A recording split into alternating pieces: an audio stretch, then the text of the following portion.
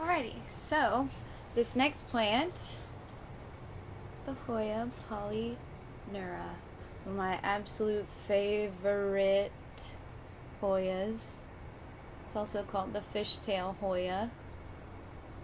Oh, it's absolutely gorgeous. This is one that my friend didn't know that I had already got some for myself that I had found online. I'm not really sure what happened there. A little bit of some sort of damage. Maybe a little bit of water damage before it grew out. And she had gotten me this.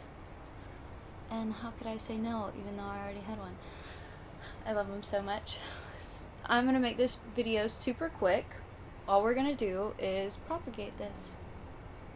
I'm going to take one of my little cupper doodles. And this is all these cups that I've been using in my video. They're little nursery pots. And if you like the white, like I love all of my white nursery pots and stuff. I got all of these on Amazon. I can leave a link if anybody's interested, and if you like the white. I love the white. I love the white and the wicker and all this super trendy stuff right now. So anyway, all you do, this is one way to do it. This is one way. This is one way that I've found to be extremely successful for myself. I take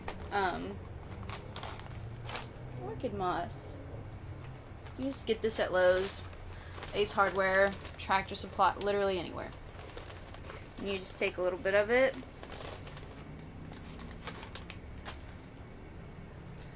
Plop it in there. I'm gonna need a little bit more.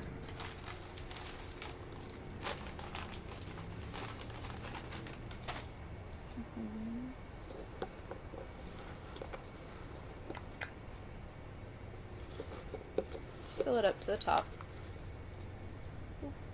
Oops. Okay. I'm gonna take shears. Alright. Since these two long, glorious bad boys are already having new growth at the tips, I really want to leave them alone. And since this one has already had an interrupted flow, I'm gonna cut it. See that white line where it's connecting? Right there. I'm gonna cut it right there.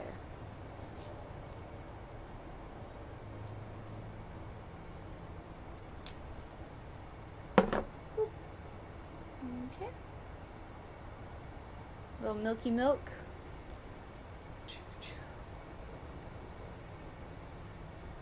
You can see that.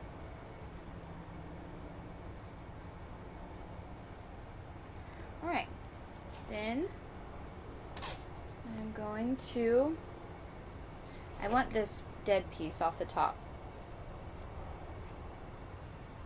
Gross. I'm going to put that into this moss.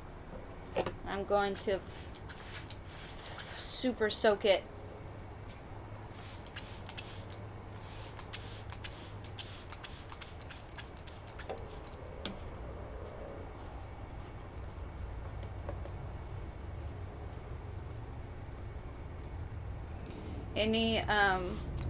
Any Hoyas that I propagate, this is the way that I do it, and all of my Hoyas have propagated beautifully. I haven't ever had a problem with this. I'll make another video going through how we transfer this into soil. This might take a little while for it to root, and I would say like 3 weeks. But you're going to want to remove the moss, or the majority of the moss, before you put it into soil, which can be like a little bit of a tedious, delicate process. Or if you just want to say, Janae, screw that, I just want to put it into dirt and let it root, like take my chances, then you can do that. Cut it right where I cut it, to put it into here except just put it into soil. I would lay this end, also try to get it into the soil as well, so it has double chances of rooting. But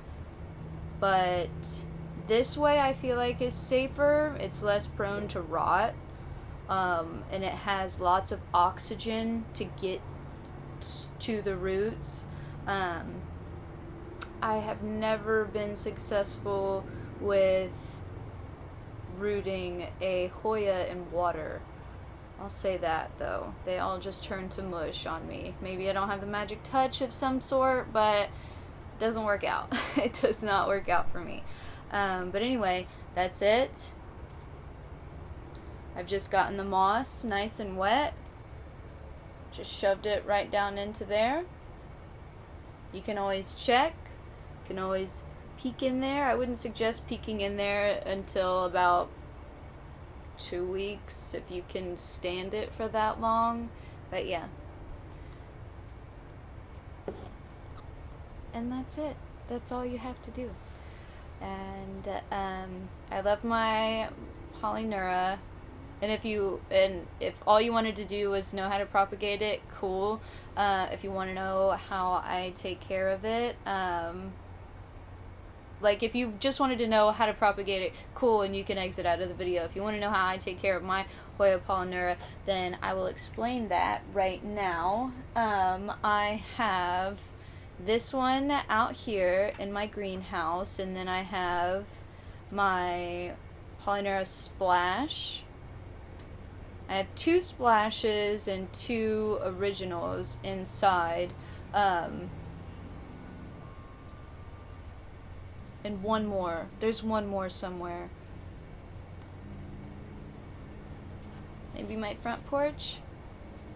Maybe my windowsill? I can't quite remember. But I have quite a few inside. Quite a few. And they really like light. They really like the grow light that I had them next to. They're pretty dramatic, like the Hoya Courtesy, and they'll reach. Oh, she's got abs, and she'll reach for the light. I let them dry out. I let them dry out in between waterings. And in the summer, I can water them a little bit more often because I like to see the growth. They pump out some growth in the summer for sure. But during the winter, I've really, really, really cut back. Because there was one that I had inside that the new growth, like this new growth, like these little guys, the one inside turned yellow. And I was like, no. So I let it dry out. I let it dry out 100%. And then she totally came back, and now she's pumping out new growth again. So even during the winter, she pumps out new growth. I promise. But during the summer, it's like, it's on. She doesn't mind cold that much. She really doesn't. She can handle it. And I keep it fairly cold in my bedroom, and all the ones inside are thriving. She's in the corner. She's up at the top shelf. This one is up at the top shelf in there. And it gets kind of cold in the corners of here because there's not much, especially on the shelf, because there's not much behind it and there's not much sunlight that comes through right there. So I know that she can withstand the cold fairly well. As far as soil, I've never been one to be particular about soil. Everybody asks how my plants thrive so well. Like, what kind of soil do you use? There's really not much to it. I blend my soil. I literally have a pile outside that I just dump everything into. And I use it, I mix everything up, and that's what I use, and I've been really successful. The plants that I keep inside, though, I do bake the dirt to get all the fungus and the weird bugs and dumb crap like that. Like, I just bake it or I microwave it. I microwave my soil before I pot my plants in it to get all the creepy crawlies and the awful bacteria or viruses or what have you out of the soil. And then I use it, and I've been very, very successful. Very successful. So, yeah. Dappled light, full sunlight, screw it. Not full sunlight, but I mean like full sunlight for inside of a greenhouse with sunshades and doors in a window, a double pane window with a screen type of full sunlight for a couple hours. That's okay. I mean, all Hoyas can get a little sun stressed and they'll be fine. They'll be fine. Actually, I don't know. I have some Hoyas that are sitting out on my back porch that just get blasted day in and day out. And I'm here in Florida. So, and they're fine. They're perfectly fine. They just turn purple or pink, or they get really pretty. They get like red and veiny, and it's nice. I like it. But yeah, they can handle light. I wouldn't suggest keeping them in like a dark place. My first Polyneura I had it in a little bit more of a darker place, and the leaves, they weren't very taut. They weren't as thick. They were pretty thin, and it just didn't thrive. It just didn't have the oomph that I wanted it to. Also, telltale signs that your Polyneura does need water. Back to watering. You see how erect that is? She's holding herself up. All the leaves are like taut, buoyant, nice and lovely. You see that? Bounciness, buoyancy. That means that she's hydrated. She's happy. Happy girl. But when she's hanging, like I've discussed in my other videos, she drapes. She's a nice draper. If she's hanging, if the leaves are flopping over, if she's curling in or what have you, homegirl needs some water, okay? And then you can just sort of like spritz her a little bit to get her leaves. She didn't mind her leaves getting wet, I know that for sure. Which is cute because she's called a fishtail. Okay, anyway, I digress. But thank you guys so much. Hoya Polyneura.